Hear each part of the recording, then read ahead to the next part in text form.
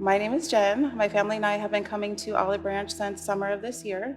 I have three kids, London, Carter, and Analea. The two boys attend the school here. The first time I came to this church, I was welcomed by one of the pastors, Danny, with open arms. He recognized me as a face he'd never seen in the church before. Immediately came up, gave me a hug, welcomed me. At the same time, he also warned me that, we are discussing a topic today. It's a little bit sensitive. I just kind of want to give you a heads up. That topic was suicide, which is tough for me because I lost my mom 12 years ago to suicide. I immediately broke down into tears. I wanted to walk out the door, but something told me to stay. I feel like the Lord knows I wasn't done healing, and I needed to hear that message that day. And of all the days I could have picked to go to church for the first time that year, I happened to pick the day they were discussing suicide.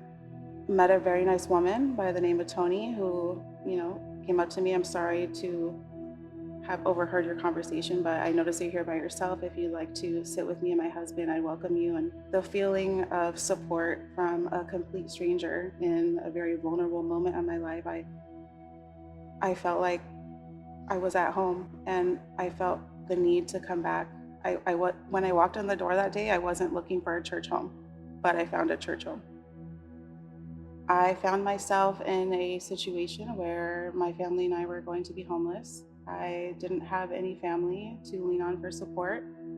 I had been coming to this church for about 3 weeks, and I allowed myself to be vulnerable, and I went to the church for help. They were able to assist me in helping me with a deposit for a home for my kids and I felt like I didn't have a choice. It was either click the button or sleep in my car. So I chose to click the button, and I felt like, what is the worst that can happen, that they can't help me? And I'll have to figure out another way. But thankfully, I was contacted by Pastor Justin, and within a couple days, they were able to assist me with the deposit I needed to get into the home. The type of support that I received that I didn't even ask for was overwhelming. It made me feel like I made the right choice asking for help. It made me feel like no matter how embarrassed you might be, scared, however much fear you might have, to know that there's a community that's willing to welcome you with open arms and help you without really asking any questions. They're just willing to be there for you. It felt really good. On Thanksgiving, a few days before Thanksgiving, I received a text from Pastor Brent asking if I was in need of a full meal and all the fixings. What he didn't know was that week I was struggling to figure out how I was going to feed my kids. No, I'm gonna cry.